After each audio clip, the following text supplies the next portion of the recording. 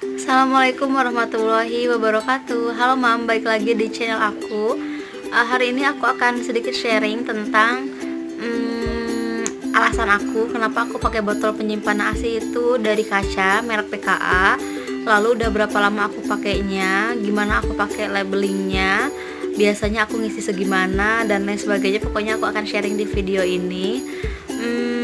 Semoga bermanfaat dan membantu ya kalau misalnya lagi cari-cari nih ibu-ibu muda atau misalnya nyumam juga yang lagi kebingungan misalnya mau pakai botol penyimpanan kaca atau misalnya kantong plastik atau juga botol dari plastik gitu. Oke Mam, lanjut aja ya.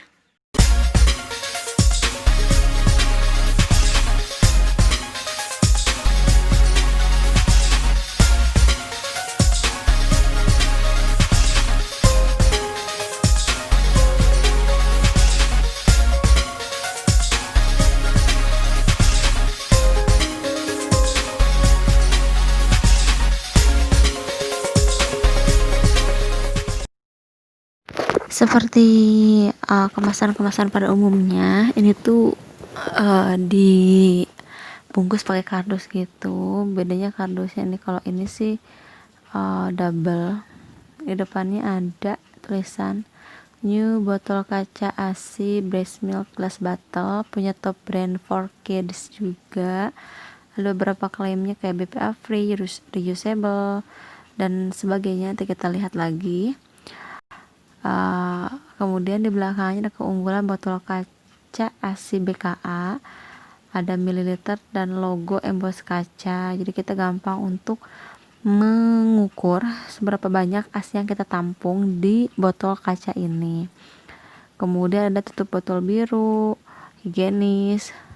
Kita nanti lihat lagi spesifikasinya sih. Aku yang paling kelihatan tuh yang paling wow banget, botolnya bisa sampai 200 derajat Celcius dan tutupnya sampai minus 25 derajat Celcius. Nah, ini tutup botol birunya itu higienis dan mudah dibersihkan, paralates free. Aku nggak tahu sih paralates itu apa, tapi kayaknya intinya aman gitu. Inovasi desain terbaru, desain ergonomis, udah digenggam dan tidak licin. Jadi permukaannya itu ada cekungannya sedikit gitu Mam, jadi bisa kita genggam dengan mudah. Oke, kita lanjut buka aja ya. Aku ini videoinnya sambil ngebuka sambil videoin, jadi agak ribet gitu, maaf ya kalau goyang-goyang kameranya. Nah, seperti biasa di dalamnya itu ada apa nih, buku petunjuknya gitu, ada user suggestion gitu, ada anjuran penggunaan. Kalau yang pertama sih ini untuk sterilisasinya, jadi cuci dulu kemudian disterilisasi. Disterilisasinya dipisahkan antara botol dan juga tutupnya karena beda bahan gitu Mam, jadi takutnya mempengaruhi ke kualitas, kayaknya sih gitu. Lalu kan nanti kalau udah disterilisasi akan jadi basah ya, atau misalnya wet. Kalau wet itu jangan digunain, harus dikeringin dulu gitu. Kemudian untuk yang terakhir ada saran penyimpanan gitu. Kalau di freezer itu berapa mili, kalau di chiller berapa mili. Kalau aku sih jarang banyak-banyak, paling sekitar 70 mili itu udah mentok banget. Jarang sampai bleberan gitu Mam.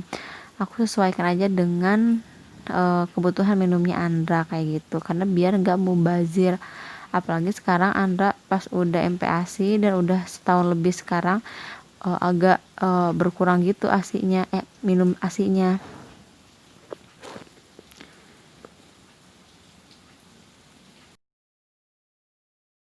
Nah, jadi ini tuh ada kayak sekat-sekatnya gitu, jadi setiap botolnya dipastikan tidak beradu gitu loh Mam, karena ini kan kaca, mungkin kalau misalnya nggak ada sekatnya takut beradu dan menyebabkan kerusakan gitu.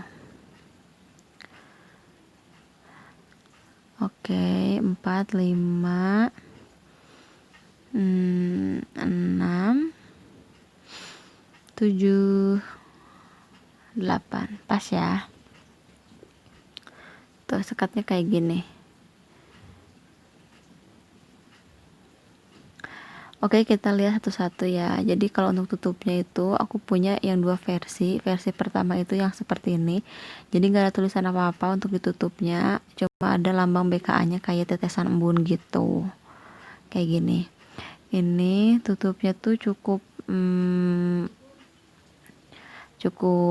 kenyal dan kokoh gitu. Ada tulisan BKA dan labelnya dan logonya.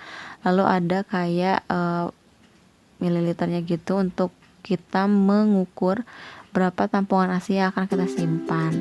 Kalau aku sih biasanya jarang banget nyimpan 100 ml ya, apalagi kalau misalnya mau di freezer.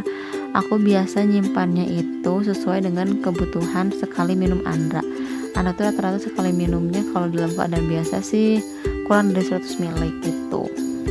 Ini tutupnya warna biru, karetnya itu kokoh banget dan kedap lah lumayan. Jadi aku perasaan belum pernah merasakan kebocoran gitu.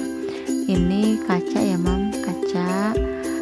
Ini tuh tebel juga kacanya, jadi jangan takut untuk pecah kalau misalnya lagi disterilisasi panas, karena ini tuh udah diperuntukkan untuk penyimpanan asin untuk disterilisasikan gitu. Beda halnya kalau kita beli botolnya yang enggak direkomendasikan untuk atau tidak dikhususkan untuk penyimpanan asin. Nah, kalau untuk satu lagi tutupnya itu kayak gini. Jadi ada tulisan BKA. Ini beda ya, Mam. Dalam dus yang berbeda. Jadi satu dus yang aku beli itu tulisannya BKA tutupnya. Kalau satu dus yang satu lagi itu cuma logonya aja. Tapi perasaan aku kekokohannya itu lebih kokoh yang gak ada tulisan BKA. Kalau untuk tutupnya lebih kokoh yang logonya itu tetesan embun. Kayaknya itu desain terbaru deh yang tetesan embun itu. Gitu deh. So far aku merekomendasikan sih ini untuk tempat penyimpanan ASI, karena yang pertama tentu saja aman digunakan, kedua ini ramah lingkungan, bisa dipakai berulang kali, kemudian juga bisa jatuhnya lebih hemat gitu. Nah, di sini ada beberapa klaim mereka lagi, ada Blue Cup and Hygienis, jadi yang tadi tutupnya itu ya. Kemudian Mili and Oz Emboss, jadi ada mililiternya gitu, BPA free tentu saja, kemudian ramah lingkungan dan lain sebagainya. Nah, kemudian di sini aku akan memberikan contoh untuk labelannya. Aku pakai label yang untuk segede undangan gitu, Mam. Aku bagi 4, jadi kira-kira jadi segini. Untuk nyimpennya itu di bawah angka A, B, K, A di bawahnya. Itu pas banget karena di situ datar gitu, Mam, permukaannya. Jadi bisa nempel dengan sempurna labelnya. Gampang banget kok. Jadi kalau ada yang mengeluhkan ribet labeling, aku sih nggak ngerasain kayak gitu. Nah, kemudian aku ini kebetulan tadi udah pumping, kemudian labeling, dan sekarang mau masukin ASI-nya ke botol kacanya. Seperti biasa aku tuh jarang banget nyimpen 100 ml ya. Jadi aku nyimpennya itu ya rata-rata 60 atau 70 ml gitu. Harusnya sih ini kita simpan di permukaan datar ya harusnya. Biar hitungan mililiter itu lebih tepat. Tapi oke lah, ini kan bukan untuk praktikum di lab gitu ya, yang harus tepat banget gitu. Jadi kira-kira segitu deh aku, biar misalnya kalau mau di chiller oke, kalau di freezer juga oke gitu. Gak usah milih-milih lagi mana yang harus di chiller, mana yang harus di freezer gitu. Oh iya, untuk di labelnya aku nyantumin tanggal dan waktu aku pumpingnya. Biasanya sih aku waktunya dilebihin gitu. Kalau misalnya aku pumpingnya itu beres jam 17.30, aku di sini nyimpannya jam 18.00 gitu, Mam. Biar lebih cepat aja gitu. Gak lama-lama disimpan. Ini contoh pemakaian pas aku lagi di kantor pas kerja.